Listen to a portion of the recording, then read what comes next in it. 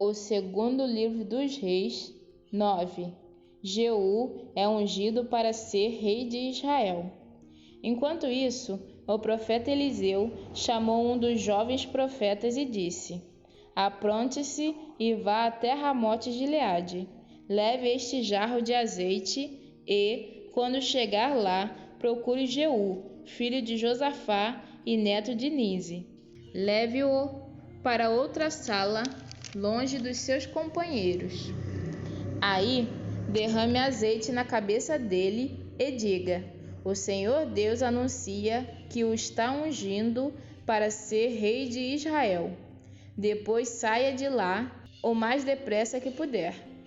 Então, o jovem profeta foi até Ramote Gileade e lá encontrou reunidos os oficiais do exército. Ele disse: Eu trouxe uma mensagem para o Senhor. Jeú perguntou: Com qual de nós você está falando? Com o Senhor mesmo, respondeu ele. Então os dois foram para uma sala e o jovem profeta derramou azeite na cabeça de Jeú e disse: O Senhor, o Deus de Israel, anuncia isto: Eu estou ungindo você para ser o rei do meu povo de Israel. Você deve matar o seu chefe, o rei Jorão, filho de Acabe, para que assim eu castigue Jezabel por haver assassinado os meus profetas e os meus outros servos. Toda a família e todos os descendentes de Acabe devem morrer. Eu vou acabar com todos os homens da família dele, tanto os jovens como os velhos. Vou tratar a família dele como tratei as famílias do rei Jeroboão, filho de Nebate, e do rei Baasa, filho de Aias. Jezabel não será sepultada, o seu corpo será comido pelos cachorros perto da cidade de Jezreel. Depois de dizer isso, o jovem profeta saiu da sala e fugiu. Jeú voltou para o lugar onde estavam seus companheiros e eles perguntaram: Tudo bem? O que aquele louco queria com você? Vocês sabem muito bem o que ele queria, respondeu Jeú. Não sabemos não, disseram eles. Conte o que ele disse. Jeú contou. Ele me disse que o Senhor Deus anuncia isto: Eu estou ungindo você, Jeú, para ser o rei de Israel. No mesmo instante, eles estenderam as suas capas sobre os degraus para Jeú passar, tocaram a corneta e gritaram: Jeú é o rei. Jeú mata Jorão. Então Jeú fez uma revolta contra o rei Jorão. Jorão estava em Jezreel, tratando dos ferimentos que havia recebido em Ramote Gileade, na batalha contra o rei Azael, da Síria.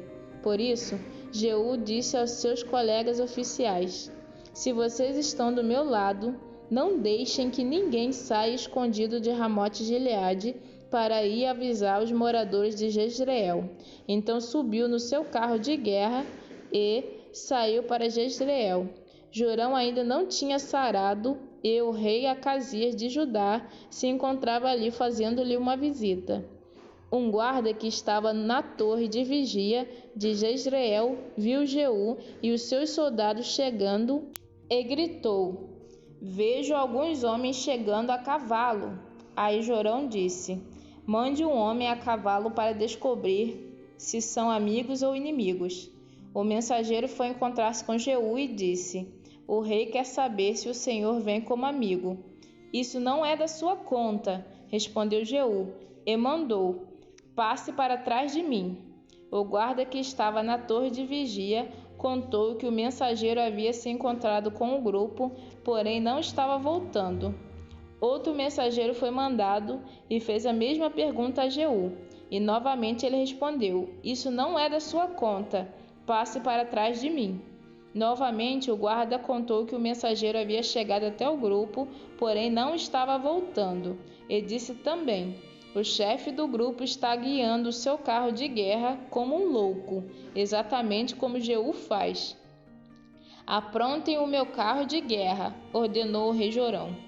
O carro foi preparado, e então ele e o rei Acasias saíram, cada um no seu carro, para ir ao encontro de Jeú.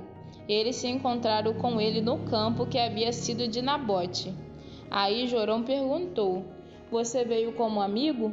Jeú respondeu: Como podemos ser amigos quando ainda continuam as feitiçarias e a adoração de ídolos que Jezabel, a sua mãe, começou? Então Jorão virou o seu carro e fugiu, gritando para Acasias: É uma traição, Acasias! Mas Jeú puxou a corda do seu arco com toda a força e atirou uma flecha, que feriu Jorão nas costas. A flecha atravessou o coração e ele caiu morto no seu carro de guerra. Aí Jeú disse a Abidcar, o seu ajudante: Pegue o corpo dele e jogue no campo que era de Nabote. Lembre que, quando nós dois estávamos juntos andando a cavalo atrás de Acabe, pai de Jorão, o Senhor Deus disse estas palavras contra Acabe: Ontem eu vi o assassinato de Nabote e dos seus filhos, e prometo que castigarei você aqui, neste mesmo campo. E Jeú ordenou ao seu ajudante: Pegue o corpo de Jorão e jogue no campo que era de Nabote, para que assim seja cumprida a promessa de Deus, o Senhor. A morte de Acasias. O rei Acasias de Judá viu o que tinha acontecido e fugiu no seu carro na direção da cidade de Bet-Agã.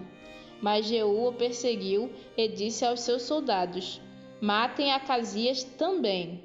E eles o feriram quando ele ia no seu carro pela estrada que sobe para Gur, perto da cidade de Ibleão. Mas Acasias conseguiu fugir até a cidade de Megido, onde morreu. Os seus oficiais levaram o corpo de volta para Jerusalém e o sepultaram nos túmulos dos reis, na cidade de Davi. Acasias havia começado a reinar em Judá no ano 11 do reinado de Jorão, filho de Acabe, em Israel. Jezabel é morta. Jeú chegou a Jezreel e Jezabel ficou sabendo disso.